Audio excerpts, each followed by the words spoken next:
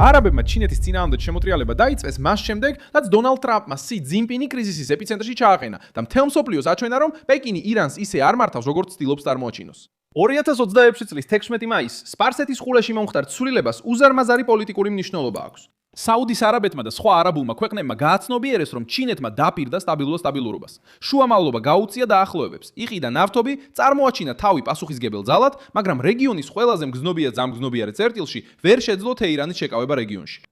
დონალდ ტრამპი ჩავიდა ჩინეთში და ირანზე, ბირთვულ იარაღზე და ჰორმუზის სრუტის გახსნაზე საუბრობდა. მაშინ როცა სი ძინპინი საკუთარ თამაში იყო გაჭედილი, ცდილობდა დაეცვა თავისი ინტერესები ირანის რეჟიმთან დაპირისპირების გარეშე. სწორედ მაშინ ჩამოვარდა ნიღაბი. რიადისთვის პრობლემა მხოლოდ ირანის ზეწოლა ზღვაზე არ არის, არამედ ისიც, რომ ჩინეთი ცდილობს ლიდერობა აიღოს ახლო აღმოსავლეთში, მაგრამ არ ყოფნის გამბედაობა შეაკავოს მოკავშირე, რომელიც ყველაფრის დაწვით იმუქრება. ტრამპმა სი ძინპინი დაამარცხა, რადგან მან წინააღმდეგობა პირდაპირ მაგიდაზე დადო. ან პეკინი აკონტროლებს თეირანს, ან ხურის ქვეყნები მიხვდებიან, რომ ჩინეთის გავლენა მხოლოდ ლამაზი სიტყვებია, რომლის უკანაც იაფი ნავთობია. ამასაც მალე მოგიყვები. მაგრამ ეხლა შენ აუცილებლად მოგინდება არხზე გამოწერა, რომ ინფორმირებული დარჩე. რეალურ დროში მიღებული ინფორმაცია საუკეთესო ჟურნალისტური ხარისხით, რაც კი ოდესმე გინახავს. სანდოობის სტანდარტით მილსონ ალვესი. ტრამპის ვიზიტმა ჩინეთში შეცვალა ძალთა განლაგება, რადგან სი ძინპინი კომფორტის ზონიდან გამოიყვანა. როიტერსის ინფორმაციით, ტრამპმა განაცხადა, რომ სი ძინპინთან ისაუბრა სანქციებზე, რომლებიც ჩინურ კომპანიებს ეხება, რომლებიც ირანულ ნავთობს ყიდულობენ. მან აღნიშნა, რომ მათ ირანის საკითხი განიხილეს და კიდევ ერთხელ ხაზი გაუსვა, რომ თეირანს არ უნდა კონდეს ბირთვული იარაღი და არც ჰორმუზის სრუტე უნდა დახუროს. ტრამპმა ჩინეთი დააყენა იმ პასუხისგებლობის წინაშე, რომლის თავიდან აცილებასაც პეკინი ცდილობდა. ან სი ძინპინი აღიარებს, რომ ირანზე გავლენა აქვს, ან კი იმას, რომ ჩინეთის პარტნიორობა თეირანთან არავის უსაფრთხოებას არ უზრუნველყოფს. და სწორედ აქედან საუდის არაბეთი ითრებს მოქმედებას ჩინეთის წინააღმდეგ. არა აგრესიული განცხადებებით საჯარო სივრცეში, არამედ ცივი გათვლითა და გადარჩენის ინსტინქტით.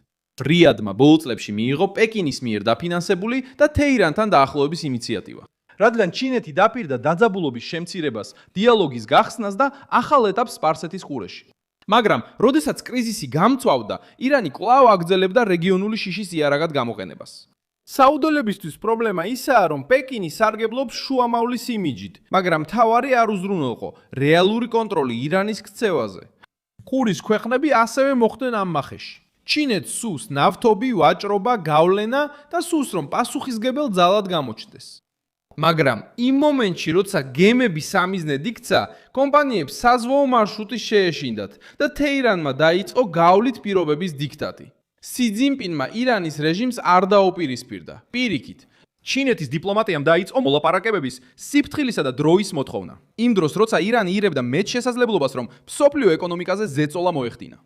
როიტერსის ცნობით, ჩინეთის ელჩმა გაერთიანებულ ერებში გააკრიტიკა შეერთებული შტატებისა და ბაჰრეინის წინადადება ჰორმუზის შესახებ. მან თქვა, რომ დრო და შინაარსი შეუსაბამო იყო.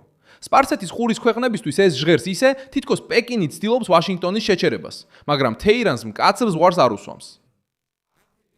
არაბული წინააღმდეგობა სი ძინპინის მიმართ არ საჭიროებს ფორმალურ გაწყვეტად გამოჩენას.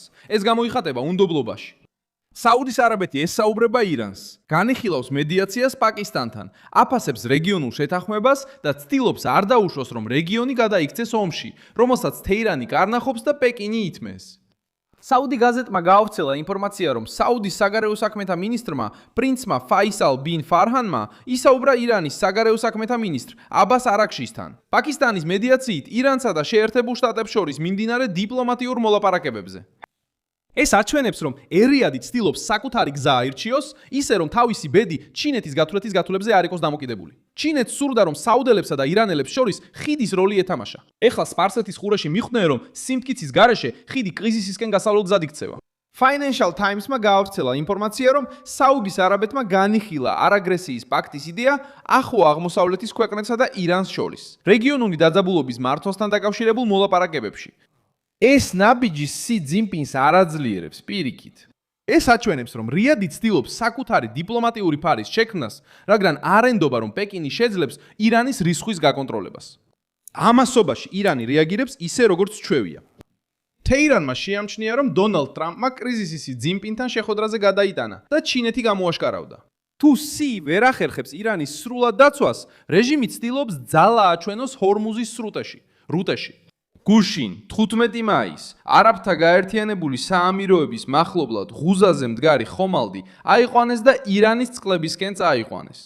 იმავდროულად ინდური დროშის ქვეშ მცურავი სატვირთო გემი ომანის მახლობლად ჩაიძირა, მას შემდეგ რაც თავდასხმამ გემზე ხამზი გამოიწვია. ინდოეთის ხელისუფლებამ განაცხადა, რომ 14-ვე ეკიპაჟის წევრი ომანის სანაპირო დაცვის მიერ იქნა გადარჩენილი და ისინი უსაფრთხოდ არიან. თავდასხმასთან დაკავშირებულია ირანის რევოლუციური გვარდია და ეს ირანის ესკალაციის ნაწილია. თუ ირანი თავს თავისუფლად გზნობს, ჰორმუზზე ზეწოლა გააძლიეროს ყოველჯერზე, როცა მასზე ზეწოლაა, მაშინ ჩინეთის დაპირება სტაბილურობაზე ჰაერში იფანტება. ჩინეთი დამოკიდებულია იმ ენერგიაზე, რომელიც ამ რეგიონში გადის, მაგრამ ცდილობს არ გადაიხადოს პოლიტიკური ფასი ირანელი მოკავშირის შეკავებაში. დონალდ ტრამპმა ამ წინააღმდეგობას მიაქცია ყურადღება და მასზე ყურადღება გაამახვილა. შედეგი კი ძლიერი შემოbruneba. საუდელები და მათი მეზობლები იწყებენ იმის გააზრებას, რომ ჩინეთი მშვიდობის გარანტია არ არის. ის უბრალოდ კიდევ ერთი ძალაა, რომელიც ცდილობს კრიზისიდან სარგებელი მიიღოს. რიადმა იცის, რომ ვაშინგტონს თავისი ფასი, მოთხოვნები და ზეწოლა აქვს. მაგრამ ასევე იცის, რომ როდესაც ტრამპი ირანზე საუბრობს სანქციებით, ფლოტით, მკაცრი მოლაპარაკებებით და პირდაპირ მოთხოვნებით. სტაბილურობაზე საუბრობს, მაგრამ თეირანს აძლევს საშუალებას საზღვრები გამოსცადოს. ტრამპის პეკინში ვიზიტმაც ეს აჩვენა. ალ-ჯაზირამ განაცხადა, რომ ამერიკელმა ოფიციალურმა პირებმა ჩინეთზე ზეწოლა მოახდინეს. თუ ჩინეთს ირანზე გავლენა აქვს, რატომ არ ხსნის მარშრუტს? თუ არ აქვს, რატომ უნდა ენდოს სპარსეთის ყურე პეკინს, როგორც რეგიონული უსაფრთხოების გარანტს? საუდის არაბეთი სწორედ ამ საკითხში უპირისპირდება ჩინეთს. სპარსეთის ყურემ დაინახა, რომ პეკინი არ სურს თეირანთან დაპირისპირება. არ სურს ტრამპის ზეწოლას შეუერთდეს და არ სურს ნავთობის წტომის დაკარგვა. არაბთა გაერთიანებული საამიროებიც ამ ახალ გათვლას აჩვენებენ. Guardian-მა გაავრცელა ინფორმაცია, რომ აბუ-დაბიმ დააჩქარა ნავთობსადენის პროექტი, რათა გვერდი აუაროს ჰორმუზის სრუტეს და დაიცვას თავისი ნავთობის ექსპორტი ირანთან დაკავშირებული ბლოკადის პირობებში. თუ ირანი ამ მარშრუტს ზეწოლის ინსტრუმენტად იყენებს და ჩინეთი ამას არ აგვარებს, სპარსეთის ყურის თითოეული ქვეყანა იწყებს საკუთარი გამოსავლის ძიებას. სააგენტო Associated Press-მა გაავრცელა ინფორმაცია, რომ ირანის საგარეო საქმეთა მინისტრმა აბას არახჩიმ განაცხადა, რომ თეირანი არ ენდობა შეერთებულ შტატებს და რომ გემებს შეეძლებათ ჰორმუზის სრუტეში გადაადგილება მხოლოდ იმ შემთხვევაში, თუ ისინი ირანთან ომში არ იმყოფებიან და მოქმედებენ საზღვაო ძალებთან კოორდინაციით. ეს ფრაზა დაგვეხმარება გავიგოთ, რატო არის სპარსეთის ყურე განგაშზე. თუმცა სი უფრო ჩრდილში ყოფნას ამჯობინებს. მას სურს გავლენა ფასის გარეშე, ლიდერობა დაპირისპირების გარეშე და პრესტიჟი რისკის გარეშე. ტრამპის ვიზიტმა ეს პოზა დაანგრია. ეხლა რაც შემდეგ ხდება, ეს კონტროლისთვის ბრძოლაა. საუდის არაბეთი სავარაუდოდ გააგრძელებს დიპლომატიური არხების გახსნას, რათა ირანმა სპარსეთის ყურე აფეთქებისკენ არ უბიძგოს. რეგიონის ქვეყნებმა უნდა გააძლიერონ ლოგისტიკური, ენერგეტიკული და სამხედრო ალტერნატივები, რათა თეირანის ხასიათზე დამოკიდებულნი არ დარჩნენ. ჩინეთი შეეცდება შეინარჩუნოს შუამავლის იმიჯი, მაგრამ მას დააწვება ის ტვირთი, რომ ირანელი მოკავშირე ვერ შეაკავა, როცა კრიზისი ყველაზე მბრძნობიარე წერტილამდე მივიდა. და ტრამპი გააგრძელებს ირანზე ზეწოლას, რათა აჩვენოს, რომ ახლო აღმოსავლეთის სტაბილურობა სი ძინპინისთვის არ შეიძლება იყოს მინდობილი.